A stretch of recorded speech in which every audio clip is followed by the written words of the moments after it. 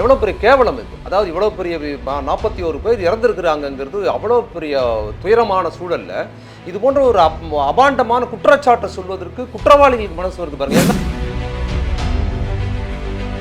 எடப்பாடி பழனிசாமி அவர் போன ஒரு கூட்டத்துக்குள்ளார அவங்க கட்சிக்காரர்கிட்டயே தாவையக்கா கொடியை கொடுத்து பார்த்தீங்களா கூட்டணி வந்துருச்சுன்னு சந்தோஷமா சிரிச்சு பேசுறாருங்க. நான் திரும்பவும் சொல்றேன், இந்த சம்பவம் நடந்ததுக்கான முதல் காரணம் எங்க இருந்து துவங்குதுன்னா அது வீட்டில இருந்து விஜய் தாமதமா கிளம்புனது. இதை நான் தான் முதல்ல தமிழ்நாட்டில் சொன்னேன். அதைத்தான் நான் திரும்ப சொல்றேன். நீங்க சொல்றதா இருந்தா அரசு குற்றவாளின்னு சொன்னா நீங்க கோர்ட்ல போய் சொல்லுங்க, என்னையும் சாட்சியா சேர்த்துக்குங்க. எடப்பாடி சொல்லுங்க, அவங்க சார்பா ஒரு மனு தாக்கல் பண்ணி என்கிட்ட ஆதாரம் இருக்கு. கவலை இல்லைன்னு என்ன கவலை, என்ன பதிவு? நான் என்ன இந்த நிமிஷம் வரைக்கும் அந்த வீடியோ தவிர என்ன பதிவு இருக்கு விஜய்?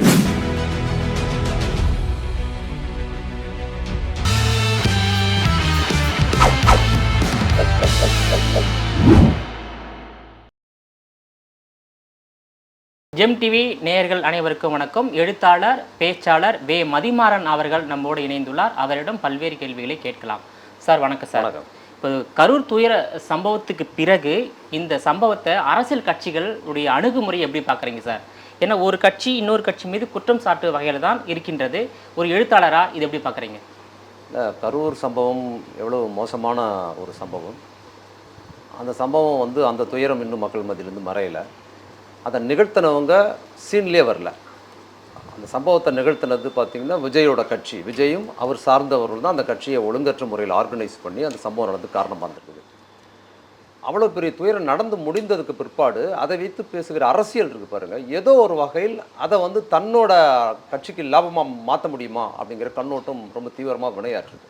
அதில் கருத்து சொல்கிறவங்க முதல்ல எப்படி ஆரம்பிச்சது, விஜய் கட்சிக்காரங்க ஒரு 2 நாள் பொறுத்து அவங்க வெளியில் விஜயும் மற்றவர்களும் பேச ஆரம்பித்தது, யார் போய் உதவி செய்தார்களோ அவர்களுக்கு எதிராக பேச ஆரம்பித்தாங்க. அந்த சம்பவத்தை நிகழ்த்தினவங்களே யார் அதை நிகழ்த்தினாங்களோ அவங்க சீன்லேயே இல்லை, போயிட்டாங்க. மாறாக யார் அங்கே உதவி செஞ்சாங்களோ அவங்கள குற்றம் சொன்னாங்க, அவங்க தான் அதை பண்ணிட்டாங்க அப்படின்னு சொல்லி. அதில் யார் உதவி செஞ்சாங்க அந்த பகுதியில்னு பார்த்தீங்கன்னா, அந்த பகுதியில் திமுக பிரமுகராக இருக்கிற முன்னாள் அமைச்சர் சட்டமன்ற உறுப்பினராக இருக்கிற கரூர் செந்தில் பாலாஜி அவர் போயிருக்காரு. அப்போ அவர் தான் அதை நிகழ்த்தினார்னு 2 நாள் பொறுத்து அது அவர் மேலே குற்றச்சாட்டு சொல்ல முதலமைச்சர் போனார், துணை முதலமைச்சர் போனார்னு. இது எவ்வளோ பெரிய அவலம், இது எவ்வளோ பெரிய கேவலம் இது. அதாவது இவ்வளோ பெரிய 41 பேர் இறந்துருக்குறாங்கங்கிறது அவ்வளோ பெரிய துயரமான சூழலில் இது போன்ற ஒரு அபாண்டமான குற்றச்சாட்டை சொல்வதற்கு குற்றவாளிகளுக்கு மனசு வருது பாருங்க. ஏன்னா அவங்க என்ன பண்ணுறாங்க, தன் மீது பழியை அடுத்த தூக்கி போடுறதுக்கான ஒரு மோசமான சூழலுக்கு முதல்ல அதை மாற்றுறாங்க. மாற்றினதுக்கு பிற்பாடு அழகாக அதோட கோர்வையாக எல்லாருமே சேர்ந்துக்கிறாங்க. யாரெல்லாம் சேர்ந்துக்கிறாங்க அப்படின்னு பார்த்தீங்கன்னா, யாரெல்லாம் திமுக எதிர்ப்பு மனோபாவமாக இருக்கிற ஊடகங்கள், எதிர்கட்சிகள், திமுக எதிர்ப்பு கட்சிகள்லாம் ஆர்கனைஸ் பண்ணி என்ன பண்ணுறாங்கன்னா, அதை நிகழ்த்தினவங்களை பற்றி எதுவுமே சொல்லாமல் அது திமுகவுக்கு எதிரான ஒரு கண்ணோட்டமாக கட்டமைக்க ஆரம்பிச்சிட்டாங்க. அதில் உச்சபட்சமாக நேற்றுக்கு நாள் உச்சபட்சமாக என்ன நடந்துக்குதுன்னு பார்த்தீங்கன்னா, அதோட சம்பவத்தில் உச்சபட்சமாக நடந்துக்கு பார்த்தீங்கன்னா, எடப்பாடி பழனிசாமி அவர் போன ஒரு கூட்டத்துக்குள்ளார அவங்க கட்சிக்காரர்கிட்டயே தாவையக்கா கொடியை கொடுத்து பார்த்தீங்களா கூட்டணி வந்துருச்சுன்னு சந்தோஷமாக சிரித்து பேசுகிறாருங்க. இது எப்படி நகர்ந்து பாருங்க. எவ்வளோ அவமானமோ எவ்வளோ கேவலமான நபர்களாக இருக்கிறாங்க அரசியல்வாதிகள் என்பதற்கு. என் கூட்டணி உதயமாச்சு பாருங்கன்னு சொல்கிறாரு பார்த்தீங்களா. இது ரொம்ப மோசமான அணுகுமுறையாக இருக்குது. இந்த கட்சி அந்த கட்சி இல்லை, எல்லா கட்சிகளும் இதை தன்னோட லாபத்துக்கு என்ன பண்ணு, பிரேமலதா உட்பட விஜயும் சொல்கிறாங்க, அவங்களும் சொல்கிறாங்க. அப்புறம் என்ன பண்ணுறாங்கன்னா, அந்த மதியழகன் ஒருத்தர் கைது பண்ணாங்கல்ல, மாவட்ட செயலாளர், தாவேக்காவோட விஜய் கட்சியோட மாவட்ட செயலாளர், அவங்க மனைவி முதல் நாள் ஒரு சம்பவம் சொன்னாங்க பார்த்தீங்களா. நீங்கள் சினிமாவில் விஜய் சினிமாவோட அப்படி இருக்காது. விஜய் சினிமாவில் கூட கொடூரமான வில்லன்கள் அப்படி நிகழ்த்த மாட்டாங்க. அது மாதிரி ஒரு சம்பவத்தை அவங்க துணைவியார் சொல்கிறாங்க. நான் உள்ளே இருந்தேன், எல்லாம் சுற்றி என்னை வளைச்சிட்டாங்க, என்னை கழுத்தில் கையை வச்சு மயக்கப்படுத்தி போனாங்க உள்ள ஆட்கள், எதிராளிகள் அப்புறம் கழுத்தில் காலை வச்சு மிதிச்சாங்க, ஒவ்வொருத்தர் கழுத்து நெரிச்சு கொண்டாங்க, ஆம்புலன்ஸ் எழுத்து கழுத்து நெரிச்சு கொண்டாங்க. நான் தம்மா சொல்லிச்சு பார்த்தீங்களா எவ்வளோ அபாண்டமா. அதே மாதிரி தான் பிரேமலதா சொல்கிறதும் இருக்குது. அவங்க செந்தில் பாலாஜி உள்ளே வந்தார், இவங்களாம் அதை பண்ணியிருக்க மாட்டாங்க, ஏன் சொல்ல முடியாதுங்கிறது எந்த ஆதாரமும் இல்லாமல் யாரையும் எவ்வளவு அவதூறு செய்யலாங்கிறதுக்கு பயன்படுத்துகிற மனோபாவம் அந்த 41 பேர் இறந்ததை இவங்க அனுகூலமாக மாற்றுறதுங்கிறது அந்த நிகழ்த்தினவங்களோட மோசமான சம்பவமாக அது இருக்குதுங்கிறது பார்க்குறோம். இப்போ திமுகவுடைய சதி வேலை இருக்குதுன்னு ஒரு சில கட்சிகள் சொல்கிறாங்க. இன்னொரு சேர்ந்து கூட்டம் நடத்த அனுமதி கொடுத்த திமுக அரசாங்கம் போதுமான பாதுகாப்பு ஏற்பாடு செய்யலைன்றது ஒரு குற்றச்சாட்டு. அந்த நேரத்தில் ஒட்டுமொத்த அரசு இயந்திரமும் அலட்சியமாக இருந்துட்டாங்க. இல்லைங்க, இது பேசிக் அடிப்படை அறிவு இல்லாதவர்கள் தான் இதை திரும்ப திரும்ப கேட்குறாங்க. இது எல்லா அரசியல் கட்சிக்கும் தெரியும். இது ஒரு பொதுக்கூட்டமோ இது ஒரு மாநாடோ அல்ல. பொதுக்கூட்டம்னால் மாநாடுனா உங்களுக்கு தெரியும், ஒரு ஒதுக்குப்புறத்தில் சேரெல்லாம் போட்டு பந்தல்லாம் போட்டு உட்காந்துருப்பாங்க ஊருக்கு ஒதுக்குப்புறத்தில். பொதுக்கூட்டம் கூட என்னென்னா ஒரு 1000 பேர் 2000 பேருக்கு மேலே வந்து ஒவ்வொரு இடத்துல உட்காந்து மாலை 6 மணிலேருந்தோ 5 மணிலேருந்தோ இரவு 10 மணி வரைக்கும் இருப்பாங்கன்னு ஒரு நேரம் ஒதுக்கி ஊருக்கு ஒதுக்குப்புறம் வந்து உட்காந்துருப்பாங்க. அது என்ன இருக்க முடியும்? இது அப்படி கிடையாது. இது வந்து தெருமுனை கூட்டம். இந்த தெருமுனை கூட்டத்தில் எங்கே வைப்பாங்க அப்படின்னா மக்கள் நடமாட்டம் உள்ள பகுதியில் தான் தெருமுனை கூட்டத்துக்கு அனுமதி கொடுப்பாங்க. அப்படி தான் கொடுக்க முடியும் தெருமுனை கூட்டத்துக்கு. நான் ஏராளமான தெருமுனை கூட்டங்கள் பேசியிருக்கிறேன். எதுக்கு தேர்தல் பிரச்சாரத்திலையும் சரி மற்ற பிரச்சனைகளுக்காக பேசியிருக்கேன். தெருமுனை கூட்டங்கள் என்னென்னா மக்கள் போகிற வர மக்கள் மத்தியில் நம் கருத்துக்களை சொல்வதற்காக தான் தெருமுனை கூட்டத்தில் பஸ் ஏறி போவாங்க, காய்கடை கடைக்கு வந்திருப்பாங்க, வெவ்வேறு வேலையாக வந்திருக்கிற மக்கள் மத்தியில் மக்கள் பிரச்சனையை பேசணும் அப்படிங்கிறதுக்காக தான் தெருமுனை கூட்டங்கிற கான்செப்ட். அவ்வளோதான் அது. அந்த இடத்துல அதிகமான பேர் கூட்டவே கூடாது, ஆர்கனைஸ் பண்ணக்கூடாது. ஏன்னா ஆர்கனைஸ் பண்ணுறது மாநிலம் முழுக்க ஆர்கனைஸ் பண்ணி நடத்துவதற்கு பேர் மாநாடு. ஒரு இடத்துல மட்டும் ஒரு தொகுதியில் மட்டும் ஒரு ஊரில் மட்டும் ஆர்கனைஸ் பண்ணி நடத்துவதற்கு பேர் வந்து பொதுக்கூட்டம். ஒரு ஊரில் மட்டும் ஆர்கனைஸ் பண்ணி அந்த பகுதியில் இருக்கிற ஆர்கனைஸ் பண்ணி போகிறதுக்கு தான் தெருமுனை கூட்டம். அதுக்கு ஒரு 1000-2000 வர்றதே அதிகபட்சம். அவ்வளோதான். தெருமுனை கூட்டத்துக்கு அவ்வளோதான் அனுமதி கொடுக்க முடியும். அரசு முன்னெச்சரிக்கையோடு தான் கொடுத்துருக்குது. அதுக்கு சாட்சி என்னன்னு கேட்டிங்கன்னா அவங்க கொடுத்த கடிதமே சாட்சி. போதுமான இடம் கொடுக்கலன்னு சொல்லலை. எவ்வளோ பேர் வருவாங்கன்னு கேட்டதுக்கு 10,000 பேர் வருவாங்க அப்படின்னு இவங்க கடிதம் கொடுத்துருக்குறாங்க. யார்? தாவேகா விஜய் கட்சி சார்பாக கடிதம் கொடுத்துருக்குறாங்க. அப்போ 10,000 பேருனாலும் போலீஸ் என்ன பண்ணுறது 20,000 பேருன்னு கணக்கு பண்ணி ஒரு இடத்த ஒதுக்குது. அவங்க கேட்ட இடம் இதை விட சின்ன இடம், மாற்ற இந்த இடத்த வச்சுக்கின்னு சொன்னபோது அவங்க அந்த இடத்த ஒத்துக்கிட்டு கடிதம் கொடுக்குறாங்க. அவங்க கேட்ட இடத்திலும் அவங்க ஒத்துக்கொண்ட இடத்திலும் தான் கடிதம் கொடுத்துருக்குறாங்க. அதுக்கு எவிடன்ஸ் இருக்குது. நான் திரும்பவும் சொல்கிறேன், இந்த சம்பவம் நடந்ததுக்கான முதல் காரணம் எங்கேருந்து துவங்குதுன்னா அது வீட்டிலேருந்து விஜய் தாமதமாக கிளம்புனது. இதை நான் தான் முதல்ல தமிழ்நாட்டில் சொன்னேன். 8:45 நாமக்கல்ல அனுமதி வாங்கியிருக்காரு. அப்போ நீங்கள் நினச்சி பாருங்கள், இப்போ விஜய் வராருன்னு சொன்னால் விஜய் அவருக்காக ஆர்கனைஸ் பண்ணி கூட்டத்தை சேர்த்துருப்பாங்கல்ல. 8:45 வருவாருன்னா குறைந்தபட்சம் 7:30 மணிக்காவது ஆர்கனைஸ் பண்ணியிருப்பாங்கல்ல. 7:30 மணிலேருந்து அவங்க நிற்கிறாங்க. ஆனால் எத்தனை மணிக்கு வர்றாரு? 12 மணிக்கு வர்றாரு நாமக்கல்லுக்கு. அப்போ அதுக்கப்புறம் சாயந்தரம் வந்து எங்கே வர்றாரு? 12 மணிக்கு கரூருக்கு வருவார்னு சொன்னால் அவர் என்ன பண்ணுறாரு? 6:30 மணிக்கு தான் கரூருக்கு வர்றாரு. அப்போ நாமக்கல் வருவதற்கு லேட் ஆகி போச்சு. ஆமா. அப்ப கரூர் கூட்டத்தை ரத்து பண்ணலாம் இல்லையா காவல்துறை? காவல்துறை பண்ண முடியாது. இவங்க தானே அதை ஆர்கனைஸ் பண்றாங்க. இவங்க வர்றதுக்கான காரணம் இருக்கு. கூட்டத்தை கண்காணிக்க பொறுப்புல யாரு? கூட்டத்தை ரத்து பண்ணணும்னா 12 மணிக்கு நடத்துறதுக்கு அனுமதி கொடுக்க கூடாது. நாமக்கல்லே ரத்து பண்ணிருக்கணும். 8:45 எங்க இருக்கு? 12. நீங்க சரியான கேள்வி கேட்குறீங்க. தெருமுனை கூட்டம் என்பது இவ்வளவு நேரம் அனுமதி கிடையாது. பொதுக்கூட்டம். ஆமா, இல்ல வெயிலோ என்னமோ தெருமுனை கூட்டத்துக்கான அனுமதி என்பது மணிக்கணக்கான அனுமதியெல்லாம் கிடையாது. சில மணி 1 மணிக்குள்ள 1 மணி நேரத்துக்குள்ள தான் அதிகபட்சம். ஏன்னா மக்கள் புலங்குற இடம் அது. அப்போ நீங்கள் 8:45 அனுமதி கொடுத்த காவல்துறை 12 மணி வரைக்கும் விஜய் வர வரைக்கும் அங்கே கூட்டம் இருந்தது பார்த்தீங்களா? அதுவே தவறு தான். அதுவே காலையில இருந்து மாலை வரை அந்த தவறை விஜய் நிகழ்த்துறாரு. மக்கள் வந்து கூட்டம் கூடி வெயிட் பண்ணுவதற்கு அனுமதித்த காவல்துறை ஏன்னா இதுக்கு காரணம் இருக்கு. இதற்கு முதல்ல எங்க தெருமுனை கூட்டம் விஜய் ஆரம்பிக்கிறாருன்னு பார்த்தீங்கன்னா திருச்சியில் ஆரம்பிக்கிறார். திருச்சியில் அவர் பேசின இடத்துல நான் பேசியிருக்கிற தெருமுனை கூட்டம் அது ரொம்ப நெரிசல் மிக்க பகுதி. அது மக்கள் ரொம்ப நெருக்கமான வாழ்கிற பகுதி. அது நீங்கள் திருவல்லிக்கேணி பார்த்தீங்கன்னா தெரியும். திருவல்லிக்கேணி எவ்வளோ நெருக்கமாக இருக்குது, அதே மாதிரி நம்ம வியாசார்பாடி எவ்வளோ நெருக்கமாக இருக்குது. அது மாதிரி அதை விட நெருக்கமான ஒரு பகுதியில் தான் அவர் என்ன கேட்குறாரு? தெருமுனை கூட்டத்துக்கு அனுமதி கேட்குறாரு. அப்போ காவல்துறையும் மாவட்ட நிர்வாகம்னு சொல்லி இது ரொம்ப நெரிசலான பகுதி, இந்த இடத்துல அனுமதி உங்களுக்கு தர முடியாது, பிரச்சனை வரும்னு சொன்னால் அவர் ஒத்துக்கல. அப்போ என்ன பண்ணாங்க? அபாண்டமாக அரசு என்னை கண்டு பயப்படுது, பொதுக்கூட்டத்துக்கு கூட அனுமதி கொடுக்க முடியாதுன்னு ஒரு பொது கருத்தை உருவாக்குறாரு. இதே போல் இன்னைக்கு இப்போ உருவாக்குற மாதிரி உருவாக்கி என்ன பண்ணுறாங்க? எல்லா கட்சிகளும் ஆதரவு கொடுக்குறாங்க. யார்? திமுக கூட்டணி கட்சியில் இருக்கிறவங்க கூட நீங்கள் அனுமதி கேட்டால் கொடுக்க வேண்டியது தானே. ஏன் தேர்தல் ஒரு கட்சியை அனுமதி கொடுக்காம இருட்டு கருத்து சுதந்திரத்துக்கு எதிரானது எல்லாம் சொல்கிறாங்க. அதற்கு பிற்பாடு கோர்ட்டில் போய் அனுமதி வாங்கிட்டு வந்து அங்கே அனுமதிக்கு வர்றாரு அப்படின்னு தெரிஞ்சுக்கிங்க. இது முதல்லையே அப்ஜெக்ட் பண்ணிக்கிறாங்க. கவர்மெண்ட்லையும் போலீஸ்லையும் திருச்சியிலேயே அப்ஜெக்ட் பண்ணாங்க.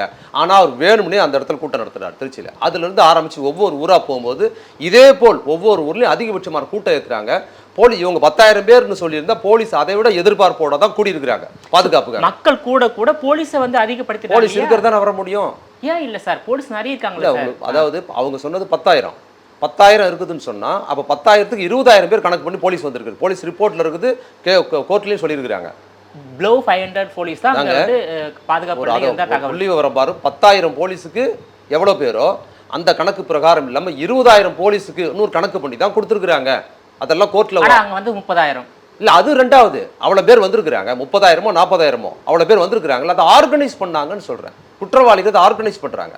அப்புறம் சேலம் ஆத்தூர் மாவட்ட செயலர் அந்த ஆத்தூர்லேருந்து ஒரு பையனை கைது பண்ணியிருக்காங்களா? நேற்று கைது பண்ணியிருக்காங்க.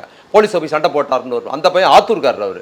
அவர் வந்து அங்கேருந்து ஆர்கனைஸ் பண்ணி கொண்டு வந்திருக்கிறாங்கிறது. இவர்கள் தெருமுனை கூட்டத்துக்கு ஒரு மாநில மாநாட்டுக்கு ஆள் சேர்ப்பது போல் வேணும்னே கூட்டம் காட்டணுங்கிறதுக்காக சேர்த்துருக்குறாங்க. இப்போ மத்திய அரசு ஒரு குழு அனுப்பியது, அதாவது ஏமா மாலினி தலைமையிலான குழு. அந்த குழு வந்து ஆய்வு பண்ணியிருக்காங்க. அந்த குழு என்ன சொன்னாங்கன்னாக்கா வெறும் 3,000 மக்கள் கூடக்கூடிய இடத்துல அது அவங்க பொய்யா 30,000 சொல்றாங்க. தவறுன்ற கருத்தை சொல்லியிருக்காங்க. பாஜக உச்சநீதிமன்ற நீதிபதி தலைமையில ஒரு விசாரணை ஆணையம் அமைக்கணும் சொல்றாங்க. ஆனா அவங்க அந்த ஏறும்போதே அது முடிவு பண்ணிட்டு ஏற குரூப் அது. நீங்க அதை புரிஞ்சுக்கணும். அந்த குரூப் பாஜக வந்து இந்த குரூப் ஏன் பாஜக ஒரு குழு அனுப்பிக்கணும்? ஏன் செய்யணும்? எவ்வளவு பெரிய மக்கள் இதை பெரிய பேரிடர் வந்த போது குழு அமைச்சா 41 பேர் என்பது சாதாரண 40 பேர் இல்ல 41 பேர் இல்ல முதல் முறையா நடந்திருக்கு. 41 பேருங்கிறதுக்கு ஏன் இவ்வளவு பதட்டப்பட்டு ஓடியா இருந்தது? அரசோட எந்த கோஆர்டினேட் பண்ணல. நீங்க ஒரு ஒன்றிய அரசு சார்பாக ஒரு குழு அமைக்கிறீங்கன்னா மாநில அரசோட கோஆர்டினேட் பண்ணும்ல, மாநில அரசோட தான் கோஆர்டினேட் பண்ணும். நீங்க நேரா வந்து இறங்குறீங்க, யாரோட பேசுறீங்க? பாஜகவோட, அதிமுகவோட, தவேகவோட கோஆர்டினேட் பண்றீங்க. நீங்க அங்கிருந்து ஏறுறாங்க, இந்த குழு போடும்போதே அங்கிருந்து முடிவு பண்ணிட்டு களத்துக்கு வராங்க. நீங்க அதை பாருங்க, அது எவ்வளவு செயற்கையா இருக்குதுன்னு அவங்க பேசுறது. அவங்களே ஒரு ஆள் ஜோடிக்கிறாங்க, அவங்களே ஒருத்தரை வந்து அவங்களே ஒரு நபரை சாட்சி கூட்டு வந்து பேசுறாரு. அவர் பேசுறத இவர் மொழிபெயர்த்து சொல்றாரு. அண்ணாமலை, பாஜக அண்ணாமலை மொழிபெயர்த்து சொல்றாரு. அவர் கூட்டம் வந்ததெல்லாம் சொல்லிட்டு இதுக்கு காரணம் என்னன்னு சொன்னா, இதுக்கு காரணம் மாவட்ட நிர்வாகி, தாவேகா நிர்வாகின்னு அவர் சொல்றத இவர் மாவட்ட நிர்வாகம் மொழிபெயர்க்கிறாரு. உண்டா இல்லையா அது? அப்ப இவங்களோட நோக்கம் என்னன்னா, திட்டமிட்டு அதே தான் மதியழகன் சம்சாரம் மற்ற அவதூறுகள் பேர்கள் என்ன சொன்னாங்களோ அதெல்லாம் இவங்க சொல்றாங்க. நான் என்ன சொல்றேன், பாஜக கொடுத்த குழு, அப்புறம் தாவேகா தலைவர் சொன்ன அவதூறு, தாவேக்காரர்கள் சொன்னது, மற்றவங்களாம் சொன்னது வெளியே சொல்றாங்களே, இதையே நீங்க கோர்ட்ல சொல்ல, நீங்க கோர்ட்ல சொல்ல வேண்டியதானே? இவங்க கோர்ட் ரிமாண்ட்ல இது எதுவுமே சொல்லலையே. கோர்ட்ல என்ன சொன்னாங்கன்னா, இதற்கு காரணம் மாவட்ட நிர்வாகம் மதியழகன் தான் காரணம்னு அதோட பொதுச் செயலாளர் சொல்றாருல்ல. நீங்க அதையும் கேளுங்க, எவ்வளவு உதாரித்தனமா போய். நான் என்ன சொல்றேன், நீங்க இதையெல்லாம் வெளியில சொல்றீங்கல்ல, ஊடகத்துல நீங்க கேக்குறீங்க, அவங்க பேசுறாங்க, அவதூறு சோசியல் மீடியால பரப்புற எதையும் ஏன் நீதிமன்றத்துல சொல்லல? தாவேகா சார்பா, தாவேகா பார்ப்ப விஜய் வந்து வீடியோல பேசுறதும், தாவேகா கட்சி சார்பா இருக்கிற ஆதவன், அந்த பேருன்னு ஒருத்தர் ஆதவன், அவரு அர்ஜுனா, அவரு வந்து அவதூறு பேசினார்ல, அதையெல்லாம் ஏன் நீங்க கோர்ட்ல சொல்லல? உண்மையா இருந்தா அவர் கூட்டம் சேர்ப்பதற்காக, மக்கள் மத்தியில நமக்கு பெரிய செல்வாக்கு இருக்கு அப்படின்னு கட்சிகள் மத்தியில காட்டுவதற்காக, கூட்டம் சேர்ப்பதற்காக ஒரு திட்டமிட்ட செய்த அந்த அரசின் அலட்சி போக்கு ஒண்ணு இருக்கா இல்லையா? அரசின் அலட்சி போக்கு என்னன்னு சொல்லுங்க, அதுதான் நான் சொல்றேன். அரசின் அலட்சி எதுவும் இல்லையா?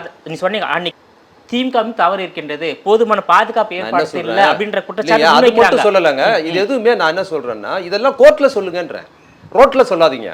நீங்க ரோட்ல சொல்ற அவதூறு எடுத்து முடிஞ்சாச்சு. நீங்க அதை திருப்பி என்ன பண்றீங்க? திருப்பியும் 15 நாளுக்கு முன்னால முதல் நாள் நடந்த சம்பவம் அது மாதிரி விவாதத்துக்கு என்ன கொண்டு போறீங்க? இந்த சம்பவம் முதல் நாள் நடந்த சம்பவம் இல்லை. இன்னைக்கு கோர்ட்டு போயாச்சு, கோர்ட்ல போய் சுப்ரீம் கோர்ட் வரைக்கும் போயிருக்கு. இன்னைக்கு கோர்ட்ல இந்த விவாதங்கள் எடப்பாடி பழனிசாமி சொன்ன அவதூறோ, பிரேமலதா சொன்ன அவதூறையோ என்னையும் சாட்சியா சேர்த்துக்குங்க. நானும் வந்து சொல்றேன்னு அவங்க சொல்லணும் நேர்மையா இருந்தா. அவங்க கிசுகிசுவும் பொய்யும் அவதூறு பேசியிருக்கிறாங்க. எடப்பாடி பழனிசாமி பச்சை பொய் பேசியிருக்கிறார். அவர் அதை தான் நான் சொல்றேன், ரொம்ப இழிவானவர்களாக இருக்கிறார்கள். இந்த சம்பவத்தை தன்னோட மைலேஜுக்கு பயன்படுத்துறாங்கிறது எவ்வளவு மோசமானது இது. அதைத்தான் நான் திரும்ப சொல்றேன். நீங்க சொல்றதா இருந்தா அரசு குற்றவாளின்னு சொன்னா நீங்க கோர்ட்ல போய் சொல்லுங்க, என்னையும் சாட்சியா சேர்த்துக்குங்க. எடப்பாடி சொல்லுங்க, அவங்க சார்பாக ஒரு மனு தாக்கல் பண்ணி என்கிட்ட ஆதாரம் இருக்கு, அரசு தான் இதை பண்ணுச்சு, அரசோட பொறுப்பற்றத்தனம்னு நீங்க வந்து கோர்ட்ல சப்மிட் பண்ணுங்க. பிரேமலதா சொல்லுங்க, எல்லா எதிர்க்கட்சியும் நான் கேட்டுக்கிறேன், அவங்க சொல்லுங்க. அது மட்டும் இல்லை, இன்னொரு குற்றச்சாட்டு தாவேகா எடப்பாடி பழனிசாமி முழுக்க என்ன சொல்லிச்சுனாங்கன்னா, சம்பவம் நடந்த இடத்தில் எப்படி வந்து செந்தில் பாலாஜி உடனடியாக வந்தார் அப்படின்னு அவர் மேலே பழி போட்டாங்க. நான் என்ன சொல்றேன், நீங்க சொல்றது செந்தில் பாலாஜி தான் அதை நிகழ்த்தினார்னு வச்சுப்போம். நீங்க சொல்ற மாதிரி செந்தில் பாலாஜி தான் ஆல் அவுட் பண்ணார்னு வச்சுப்போம். ஒரு குற்றம் செய்கிற செந்தில் பாலாஜி நீங்க சொல்றீங்க, அவர் வந்து களத்தில் நிற்கிறாரு, காப்பாற்ற வேண்டிய நீங்க யாரு இல்ல? ஏங்க நீங்க இல்ல, அவங்க சொல்ல வேற, அது சொல்லல. விஜய் விடுங்க, விஜய் சொல்றேன், விஜய் போயிட்டாரு. ஏன் ஆதவன் திச்சன்யா, அவர் பேர் என்ன, ஆதவன் அர்ஜுனா, அவர் இல்ல. ஏன் வந்து மாவட்ட நிர்வாகம் வந்து ஆர்கனைஸ் பண்ணார், அவர் ஏன் மதியழகன் அங்க ஏன் இல்ல? அப்புறம் வந்து இப்போ ஜாமீன் கட்டிருக்கிறாரு புஷி ஆனந்த், அவர் ஏன் இல்ல? ஏங்க அவங்க இருக்க வேண்டியதானங்க. நான் என்ன சொல்றேன், குற்றவாளி அவங்க தான் பண்ணிட்டாங்கன்னு அவங்க வந்து களத்துல வந்து நிக்கிற குற்றவாளிகளை களத்துல வந்து நிக்கிறத குற்றவாளின்னு சொல்றீங்க. காப்பாற்ற வேண்டிய நீங்க எங்க? ஒருத்தராவது இருந்தீங்களா? விஜய் வரல, விஜய் இருந்தாருன்னா கூட்டம் வரும், இன்னும் நெரிசல் வரும், அதனால அவர் போயிட்டா இருக்கிறத ஒத்துக்கிறேன். மற்ற உள்ளவங்களுக்கு கூட்டம் வருமா? நீ எல்லாம் ரோட்ல நடந்து போன உன்னை யாருன்னு பார்ப்பாங்களா? உன்னை எவனையும் கவனிக்க மாட்டான். நீ பக்கத்துல என்ன கூட தள்ளியா விஜயை பார்க்கணும் தான் தள்ளுவான், புஷி ஆனந்தாலும் தான் ஆதவர்ஜினாலும் தள்ளி விட்டு தான் போவான். அப்போ நீங்க ஏன் ஓடுறீங்க? இந்த கேள்விக்கு பதில் சொல்லுங்க. அப்போ நீங்க களத்துல யாரும் வராத போது யாராவது போறவங்க தான் தூக்கி காப்பாற்ற முடியும். ஏன்னா இவர்களுக்கு தெரிஞ்சு போச்சு, வச்சிருக்கிற 25 கேமராவில் மானிட்டர்ல உள்ள பார்த்துட்டாங்க சம்பவத்தை. உங்களுக்கு தெரியாத, பார்த்தா தெரியும்ல, நீங்க மீடியாவில் இருக்கீங்கல்ல, வெளியிலேருந்து பார்க்குற ஃபோக்கஸ் மேலே இருக்குது, ஹெலிகாப்டர்லாம் எடுக்கிறாங்க. எல்லா கேமராலையும் பார்க்கும்போது எங்க விஜய்க்கு பக்கத்திலேயே நிறைய பேர் இறந்து நெரிசல் ஆகலாம் இறங்கிய காட்சியில இப்போ வந்துருக்குது. இதையெல்லாம் இவங்களுக்கு முன்னாலே பார்த்துட்டாங்க, உள்ள வீடியோவில் பார்த்துட்டாங்க. அவங்க வச்சிருக்கிற ஏராளமான கேமராவில் உள்ளே உட்காந்து ஒவ்வொரு கேமராவில் யார் யார் எங்கே இருக்கிறாங்க என்னங்கிறத பார்த்து நெரிசலில் சாகிறத பார்த்ததுனால தான் ஓடிட்டாங்கிறத நம்ம திரும்ப திரும்ப சொல்கிறோம். இல்லை போலீஸ் தரப்பில் என்ன சொல்கிறாங்கனாக்கா அந்த விஜய் மற்றும் நிர்வாகிகள் வந்து நீங்கள் இங்கே இருந்தால் உங்களோட உயிருக்கும் ஆபத்து அவங்கள யாரும் சொல்லலைங்க சொன்னதாக ஒரு தகவல் இருக்குது. இது நான் திரும்ப சொல்கிறேன், அதை நீங்கள் கோர்ட்டில் சொல்லுங்கள். பொய் சொல்கிறீங்கிற அதை தான் நான் சொல்கிறேன். அதை நீங்கள் வாதத்துக்கு எடுக்கிறது இருக்குல்ல, இது ரொம்ப அவதூறாக இருக்குது. காப்பாற்ற போனவங்களை குற்றவாளியாக மாற்றுறதும் குற்றவாளிகளை தப்பிக்க வைக்கிறதுங்கிறத எடப்பாடி பழனிசாமியிலிருந்து எதிர்கட்சியாக இருக்கிறவங்களாம் மைலேஜுக்கு பயன்படுத்துகிற மாதிரியே. விஜய் அவர்கள் ஒரு வீடியோ பதிவிட்டார்ல, அதில் என்ன சொன்னார் உங்களுக்கு தெரியும்? என்ன சொன்னார் நீங்களே சொல்லுங்க. அதாவது வேண்டுமென்றால் என்ன பழி வாங்குங்க, எங்கள் தொண்டைகளை பழி வாங்காதீங்கன்னு சொன்னார். அவர் தான் அந்த இடத்த தலைமை உரை ஆற்றினாரு. ஸோ அவர் தெரிஞ்சு தானே அதை சொல்லியிருக்காரு. அதுதான் அவர் எதுக்காக பேசினார்? மூணு நாள் 4 நாள் பொறுத்து பேசுறாரு. ஆமாம், 4 நாள் வரைக்கும் அவங்க யாரும் சம்பளத்தில் வரல. விஜய் வந்து அந்த இடத்துல இல்லை, நீங்கள் தப்பி போயிட்டாருன்னா அவர் தப்பி ஊருக்கெல்லாம் போக சொல்லல, நாமக்கல்ல இருந்திருக்கலாம். இப்போ மக்கள் உனக்கு கேவலமா? அவனுக்கு ஒரு ரசிகரை நீ மதிக்கல, சாகட்டும். நெரிசல் காலையிலேருந்து தண்ணி இல்லாமல் இருக்கான், குடிக்க தண்ணி கொடுக்கல. எவனாவது கேட்குறான் நான் மீடியாவில் எவனாவது அங்கே வந்திருக்கிற ரசிகரோட குடிக்க தண்ணி கொடுக்கலங்க. குழந்தைகளும் பெண்களும் தண்ணி கொடுத்துருந்தா கூட அவங்க பழச்சிருப்பாங்க. அவங்க ஏன் செத்தாங்க அப்படின்னா அவங்க ஒரு 3-4 மணி நேரம் வெயில நிற்கிறாங்க. அப்போ இந்த சாயந்தரம் மயக்கம் விடுற நேரம் என்ன, அவங்களோட சாப்பாடு இல்லை தண்ணி இல்லை மயக்கம் விடுறாங்க. எல்லார் மனதிலும் கால் போன்று திமுக. நீங்க திமுக மேல சொல்றதுக்கு அவதூறு சொல்வதற்கோ அல்லது குற்றம் சொல்வதற்கு எவ்வளவு காரணம் இருக்கு. நான் என்ன சொல்றேன் அதை தான் கேட்கறேன். நீங்க வந்தது இல்லை தாமதம், அதனால தான் இது நடந்திருக்குது. அதை நீங்க கேளுங்க. நீங்க நாமக்கல்ல தங்கியிருக்கலாம்ல. நான் என்ன சொல்றேன், நீங்க திருப்பி அவர் இருந்தா பாதுகாப்புன்னா உங்களை வீட்டில் போய் பெட்ஷீட் போட்டு பத்திங்க நைட்டே படுத்தீங்கன்னு சொல்லிட்டு 4 நாள் பொறுத்து வீடியோ போட்டுன்னு போலீஸ் சொல்லிச்சா? ஏதாவது காரணமா சொல்லுங்க. போலீஸ் சொல்லுச்சுன்னா, போலீஸ் அப்படிதான் சொல்லுச்சுன்னா, சார் விஜய் சார் நீங்க உடனடியாக இங்கேருந்து தப்பி வீட்டுக்கு போயிடுங்க, இங்க இருக்காதீங்க, பனையூர்ல போய் கம்பளி போத்திக்கிட்டு என்ன ஆனாலும் நீங்க வெளியவே வராதீங்க சார், ஒரு 4 நாள் பொறுத்து வீடியோ போடுங்க சார் போலீஸ் சொல்லிச்சா? சொல்லுங்க. இல்ல அப்ப 4 நாள் பொறுத்து ஏங்க வீடியோ போட்டாரு? இதை கேள்விங்க. 4 நாள் வரைக்கும் என்ன புடுங்கினாரா? 4 நாள் வரைக்கும் என்ன பண்ணாருங்க? 41 பேர் செத்துருக்கான் அவங்க கட்சியில். இவரால் தான் செத்துருக்கான். 41 பேர் செத்துருப்பதற்கு நீ குறைந்தபட்சம் நாமக்கல்ல தங்கியிருக்கலாம், எங்கேயாவது போய் அந்த இடத்துல கரூர்ல இருந்து வேலை நாமக்கல்ல தங்கியிருக்கலாம், மறுநாள் என்னன்னு விசாரணை பண்ணியிருக்கலாம், தொண்டர்களை விட்டு பாதுகாத்துருக்கலாம். அந்த பொறுப்பு உனக்கு இல்லை. திருச்சியாவது தங்கியிருக்கலாம், அதுவும் இல்லை. நீ சென்னைக்கு போய் சேர்ந்துட்ட. உன்னை திருச்சி விமானத்தில் விரட்டிக்கிட்டு பத்திரிகையாளர் கேட்கும் போது கூட நீ பேசாம போய் சேர்ந்தவன். அதுக்கப்புறம் சாயந்தரம் எப்போ 4ஆம் தேதி சாயந்தரமோ 3ஆம் தேதி சாயந்தரமோ வந்து அவர் பேட்டி கொடுக்குறாரு. சாயந்தரம் திங்கக்கிழமை, போன திங்களுக்கு முந்தின திங்கக்கிழமை சாயந்தரம் மத்தியானத்துக்கு மேலே வீடியோ போடுறாரு. அதுவும் அது கூட உன்னால் நேரடி பதிவு போட முடியல. நான் என்ன சொல்ல போக முடியல. இந்த வீடியோ பதிவு போடுறது உங்களுக்கு 4 நாளா? அப்போ இந்த மக்கள் நெரிசலில் ஒன்று கொண்டுருவாங்கன்னு போலீஸ் சொல்லிச்சா வீட்டுக்குள்ளே வீடியோ பேசுறதுக்கு? ஏன் போன உடனே நைட்டு வீடியோ போட முடியாதா? இல்லை என்ன நடந்ததுன்னு தகவல் என்ன நடந்ததுன்னு குற்றம் சொல்ற எல்லாரும் அங்கே போய் களத்தில் நிற்கிறான். ஏன் ஏமாமாலனியும் மற்றவனும் உங்கள் குரூப் உங்களுக்கு ஆதரவாக பேசுன குரூப்லாம் ஃப்ளைட் ஏறி எங்கே போச்சு? இல்லை உனக்கு இப்போ கருத்து சொல்கிறதுக்கு 4 நாளா? உன்னால் வர முடியலங்கிறதுக்கு 1000 காரணம் சொல்கிற. நீ தூங்கி வீட்டில் நைட்டு போய் படுத்து நல்லா தூங்கிட்ட, காலையிலேயாவது எழுந்து கருத்து சொல்லியிருக்கலாம், மத்தியானமாக சொல்லிக்கலாம், சாயங்காலம் சொல்லியிருக்கலாம். அவர் போடலை. நீங்கள் பத்திரிகையாளர்கள் நுணுக்கி பார்க்குறதே கிடையாது ஒரு விஷயத்த, சாலிடாகவே பொதுவாக பார்க்குறீங்க. அந்த ட்வீட் அவர் போடலைன்றேன். அவர் எப்போ அந்த ட்வீட் போகிறதுன்னா, அவர் திருச்சி விமான நிலையத்திலேருந்து சென்னைக்கு வராருல, அந்த இடைப்பட்ட நேரத்தில் தான் அந்த ட்வீட் வந்திருக்கு. விமான நிலையத்தில் ஃப்ளைட்டில் போகும்போது எப்படி நெட்வொர்க் வரும்? அது நீ எடுத்து டைம் எடுத்து பாருங்க. அவர் பேரில் போடப்பட்ட ட்வீட் அது, அதுவும் அவர் போடலை. அப்போ நீங்கள் குரல் பதிவு ஒரு நேரடியான, உங்களால் நேரடியாக போனால் தான் பிரச்சனை. அப்போ நீங்கள் என்ன பண்ணணும்னா, உங்கள் குரல் பதிவு நீங்கள் வீடியோவில் போட்டிருக்கலாம், உங்களோட நேரடி சாட்சி அப்படின்னா வாய்ஸ் போடலாம். இன்றைக்கி எவ்வளோ சாதாரணமாக இருக்குது. அதை போடுவதற்கு 4 நாளுங்கிறது எவ்வளோ உதாரித்தனமாக இருக்கிற, இன்றைக்கி எவ்வளோ பொறுப்பட்டு இருக்கிறேன். உதாரித்தனத்தனமாக 41 பேர் செத்துருக்குறாங்க. அவ்வளவு அக்கறை. நீ 4 நாள் 3 நாள் உன்னை இது ஒரு பிரச்சனையே உனக்கு இல்லை.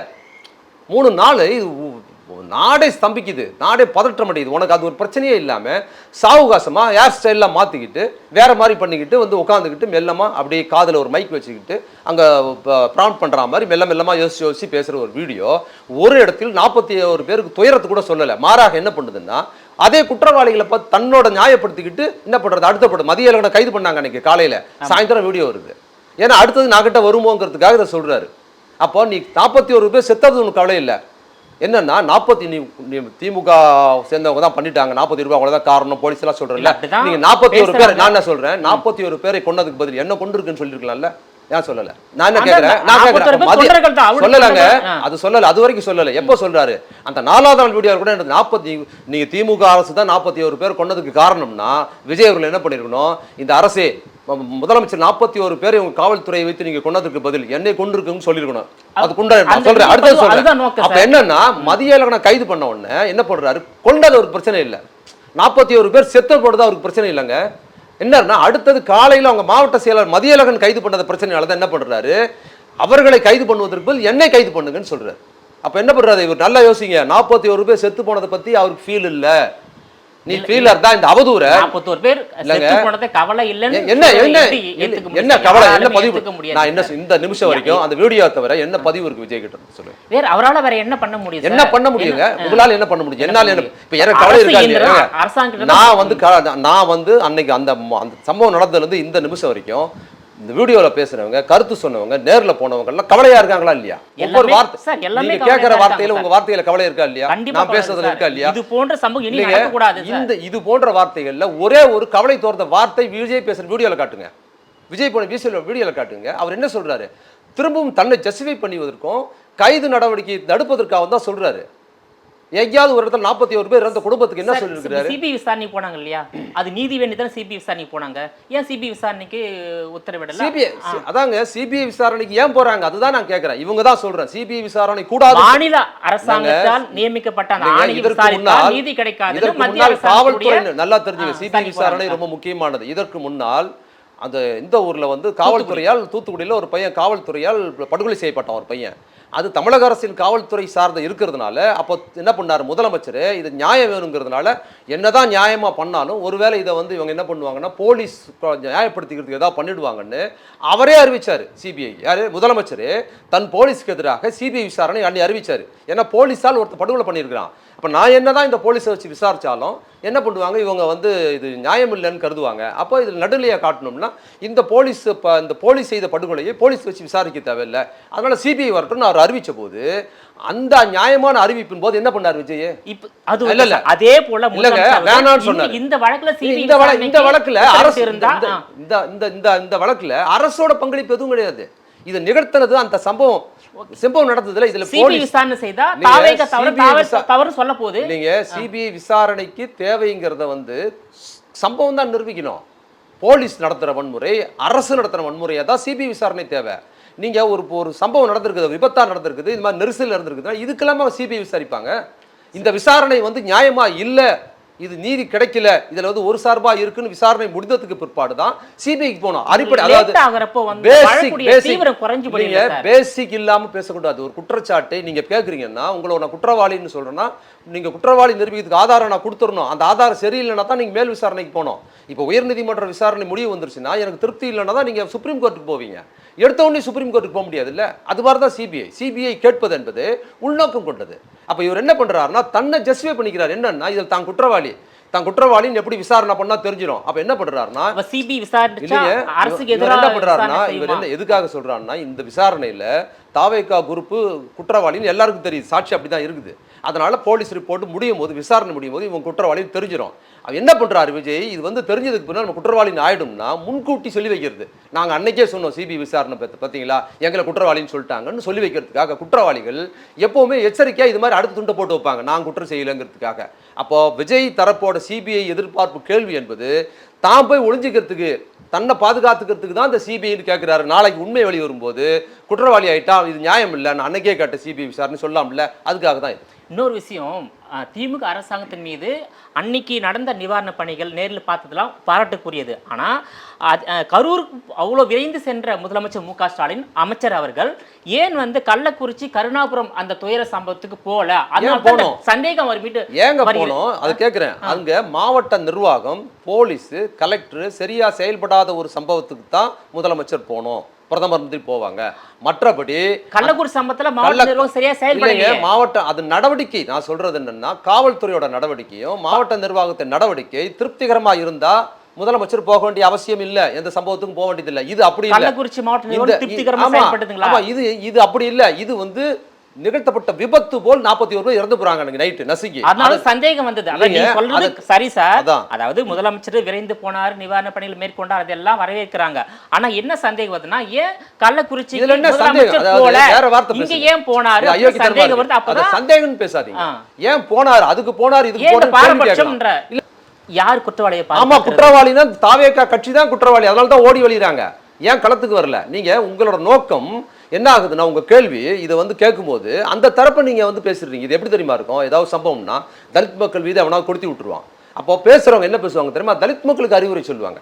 நீங்க பாதுகாப்பா இருக்கணும். தவறு நீங்க நடக்காம அதே மாதிரி பார்த்துக் கொள்ளக்கூடிய பெண்கள் கடமை மீது வந்து இல்லைங்க, ஆளுகிற அரசாங்கம் இன்னொன்னு தான் சொல்றேன், சொல்றாங்க. குழந்தைகள் மீது பாலியல் வன்முறை செஞ்சிருவான் எவனாவது. ஒரு குழந்தைய பாலியல் வன்முறை செஞ்சிருவான், அல்லது குழந்தைகள் கிட்ட பாலியல் ரீதியா சீண்டல் வச்சுப்பான் பெண்கள் கிட்ட. ஆனா ஜஸ்டிஃபை பண்ணி பேசுற இடத்துல அப்புறம் பெண்கள் நல்லா உடை உடுத்தணும், பெண்கள் நாகரிகமா நடத்திக்கணும், பொது இடத்துல வந்து தனியா போக கூடாதுன்னு குற்றவாளியை விட்டுட்டு பாதிக்கப்பட்டவங்களுக்கு அறிவுரை சொல்வதும் அவங்க கிட்ட சொல்றதுக்கு பாருங்க, அது போன்ற ஐயக்கு தரம் தான் இது. திருப்பி பேசுறது. அப்ப பாதிக்கப்பட்டவர்களை பற்றி நீங்க பேசாம நீங்க குற்றவாளிகளை சேவ் பண்ற மாதிரியான உங்க கருத்துக்கள் இருக்கு பாருங்க, அதுதான் இன்னைக்கு விஜய் வந்து குற்றவாளி நான் பாதுகாப்பு உங்களோட கேள்வி உங்களோட கேள்வி இல்ல, இது தொடர்ந்து இருக்குது கேள்வி. இது எடப்பாடியின் கேள்வியாக இருக்குது. உங்க கேள்வி பாஜகவின் கேள்வியா இருக்குது, எடப்பாடியின் கேள்வியா இருக்குது, பிரேமலதாவின் கேள்வியா இருக்குது. அதனால தான் நான் திரும்ப நீங்க வந்து ஒட்டுமொத்தமா நீங்க திமுக முட்டு கொடுத்து பேசுறீங்க. அது வந்து இல்ல, முட்டு கொடுத்தலாம் சொல்லாதீங்க. முட்டு கொடுத்து இல்ல, உங்ககிட்ட ஒரு காழ்ப்புணர்ச்சியும் உங்ககிட்ட வந்து ஒரு இழிவான கண்ணோட்டம் இருக்குது. அதுக்கு நான் பதில் சொல்றேன். உங்க கேள்விகளுக்கு நான் பதில் சொல்றேன். நானா முட்டு கொடுத்து பேச வேண்டிய அவசியம் எனக்கு கிடையாது. நான் பதில் சொல்றேன். என் கேள்வி என் பதில லாஜிக்கா உங்களால எதிர்கொள்ள முடியல. அப்ப என்ன பண்றீங்க, இன்னொரு அவதாரம் தூக்கிட்டு வரீங்க. நானா வந்து திமுக அதை செஞ்சது இப்படி செய்யலன்னு நான் சொல்லல. நீங்க சொல்லுகிற குற்றச்சாட்டுக்கு லாஜிக்கலா நான் பதில் சொல்றேன். அதுக்கு உங்களுக்கு பக்தி இருந்தது. உங்க கேள்வி நான் என்ன சொல்றேன், எல்லார் கேள்வி உங்க கேள்வியை கேட்காதீங்க. இது விவாதம் பண்ணியாச்சுன்னு திருப்பி சொல்றேன். நீங்க புதுசா யோசிச்சு கேளுங்க. உங்களுக்கு புத்தி இருக்குல்ல, சொந்த புத்தி, அதுல இருந்து கேளுங்க. நீங்க மத்தவங்க கேட்ட கேள்வி விவாதம் பண்ணியாச்சு, உங்க கேள்வியில நான் பதில் சொல்லி முடிச்சுட்டேன். அதுதான் கோர்ட் சொல்லுச்சு. அதுக்கப்புறம் அப்படியே வரிசைப்படுத்தி சொல்லுச்சு. நான் சொன்னதுக்கு பிற்பாடு தான் கமிஷனர் அதே மாதிரி சொல்றாரு அந்த சாட்சியை வச்சு. அதுக்கப்புறம் ஐஏஎஸ் சமுதா அவங்களும் அதே மாதிரி தான் சொன்னாங்க, என்னென்ன நடந்தது சம்பவம் சொன்னாங்க. இதுக்கு எல்லாமே எவிடன்ஸ் இருக்குன்னு நான் சொல்றேன். இதுக்கப்புறம் வேற ஏதாவது இருந்தா உங்களுடைய விரிவான தகவலுக்கு ரொம்ப நன்றி. நன்றி தம்பி, மகிழ்ச்சி.